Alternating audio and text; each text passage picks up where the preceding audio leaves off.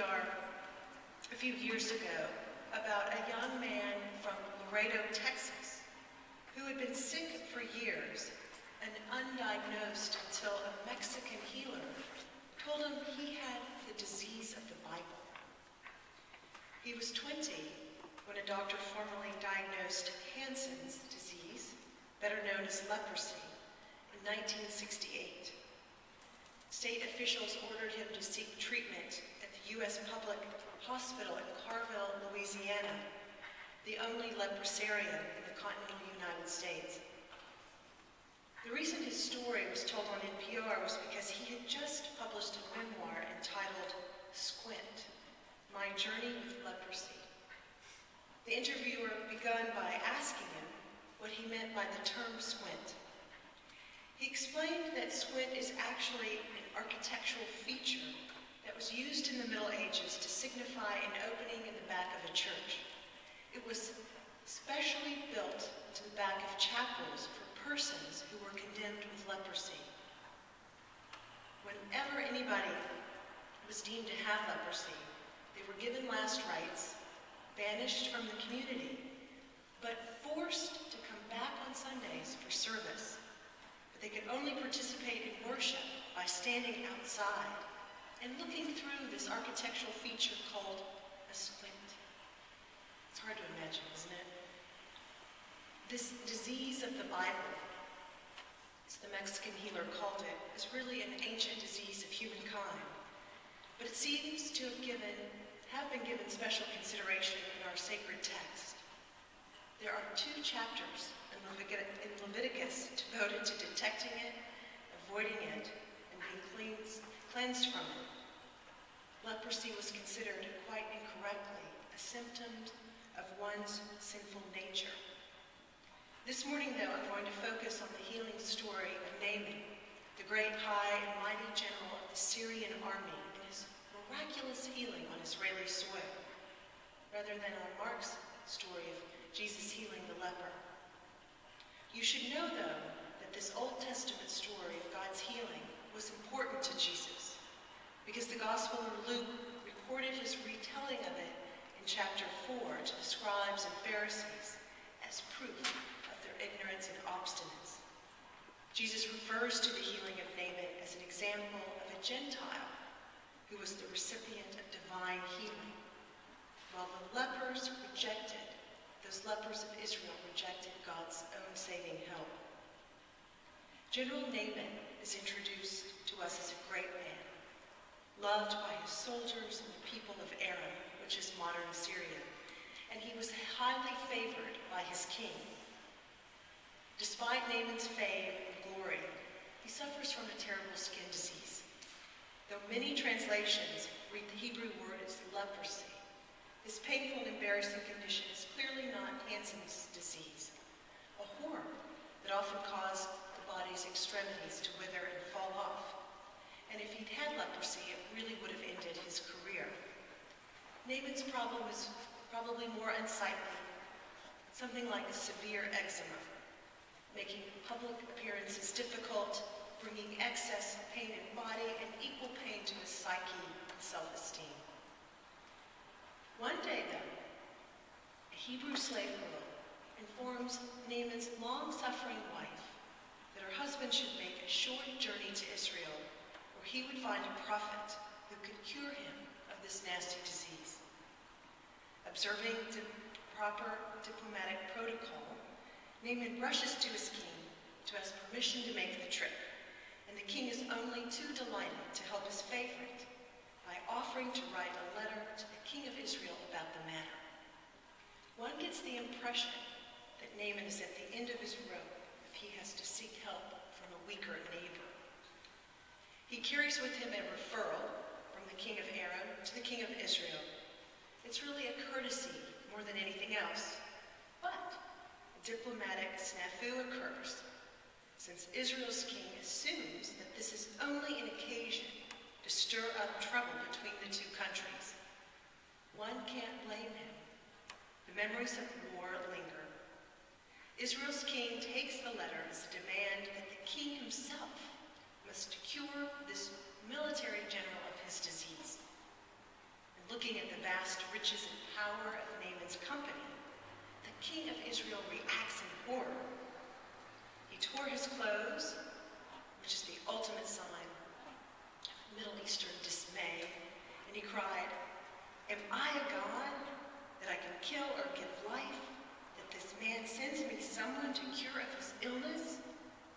It can only be that he's trying to set me up." But thank God, the prophet Elisha hears the ruckus and urges the king to settle down. "Why have you torn your clothes? Let him come to me, that he may learn that there is a prophet in Israel." So Naaman gathers his entourage and heads to the house of the prophet. Now this is where the story gets interesting. Naaman recognizes Elisha's power by going to his house. But there Naaman is. He stands outside, waiting for Elisha. And when he's outside, I'm talking with chariots, horses, loads of gifts, and money. So he stands outside, and this actually puts him in a vulnerable position. Elisha has to act. Will he act as a servant of this great man? Everyone else does. No. Elisha does a very strange thing. Instead of coming outside of his house to greet his visitor, he disrespects the general by sending his own servant to deliver the message. What's more, he has this servant tell Naaman what to do. And the requirement is just such a basic one that simply does not fit the pomp and grandeur of this general. He is to simply go wash in the Jordan 7 times, and he will be made clean. Well, the haughty Naaman is downright offended by the mocking simplicity of Elisha's prescription for curing his disease. "I thought he would surely come out to me and stand and call on the name of the Lord his God and wave his wand over the place where I'm sick." He wanted the prophet himself to do his dramatic prophet thing and then pronounce him cured. But nothing that glamorous is prescribed. Naaman should just go and wash in the river. The river? As if he hadn't tried washing before? As if the river Jordan was somehow a better river than the great rivers of Syria?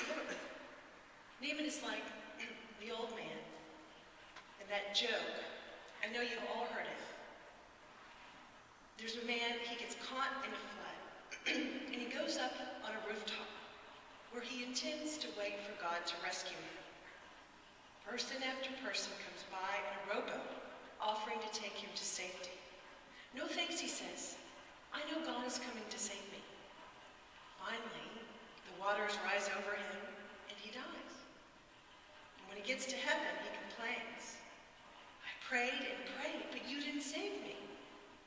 And God answers, "I sent 4 rowboats, and you didn't get into any of them." So you see, Naaman had a picture in his mind of how his healing was to take place. And this simply wasn't the way he imagined it. He had spent too long building his reputation for greatness, too long accumulating his vast wealth to be treated like this. So he turned and left in a raging huff. Isn't that true to life? We imagine the ways that our answered prayers will come to us, but they almost always happen in ways we could never have imagined. But as at the story's start, the proud Naaman is saved once again by servants. "Give it a try," they say. "Why, if the prophet had told you to do something really hard, you would have readily have done it. This is easy. Come on, what have you got to lose?" they say. So Naaman swallows his pride, lowers his aching body into the Jordan, and came out of the river with flesh like a young boy. So what is this Bible story really all about? I think there are many themes that we can learn from this. The first, and probably most obvious, is that God's providential care is not limited to the chosen people. Even the enemies of Israel are worthy of God's mercy, love, and salvation. But to get there, one has to work at it. And the prophet Elisha was a wise man. He knew that Naaman's healing and transformation were not simply about his cure for leprosy. Naaman needed to submit, accept his weakness, and depend on others, and expand his worldview of who was connected to his life. He was to get naked, be humble, let go, and die to his old self. God was well beyond his control and manipulation. Naaman discovered his true health when he realized that he was not in control, but that God was. And another obvious call to us is that we have to stop squinting and expand our vision field and our minds to God's work in the world. How many of you go through life, do you think, squinting through a little hole about this big? Think about that. This means, in this story, and I think in our lives, that we have to listen especially to those who have little power. Paul may have talked about things that are small and weak in the world shaping the proud and mighty, but here we have proof of it. If Naaman had said of his wife's health, she is only a servant girl, what can she know? We wouldn't have a story. Knowledge comes from unlikely sources. Have any of you watched the reality television show Undercover Boss on CBS? It's actually quite good. The premise follows a different CEO, president, or executive as they leave the comfort of their corner office for an undercover mission to examine the inner workings of their companies. While working along these bottom-rung employees, they get a close-up look at both the good and the bad while discovering the unsung heroes who actually make their companies run. This story challenges us to think about the sources that we accept as the truth bearers for our own lives. Without the servants in this story, the slave girl, Elisha's messenger, the general's slaves, Naaman would still be diseased, and he'd still be squinting through life. This story has so much to teach us. Sometimes God asks us to do something to help us bring about our own salvation and cleansing. I'm not talking about good works. God still is the one who's doing the saving and the cleansing. But we have to step forward and admit that we need it. We have to step forward and actually repent. We have to step forward and ask for baptism, even though we've already been baptized. This is what Lent is all about. We're called to get in that first rowboat that floats our way and know that the unimportant will go first in the order of Christ's kingdom, leading the way for the rest of us. This story also shows us that the hierarchy of worldly privilege is gone,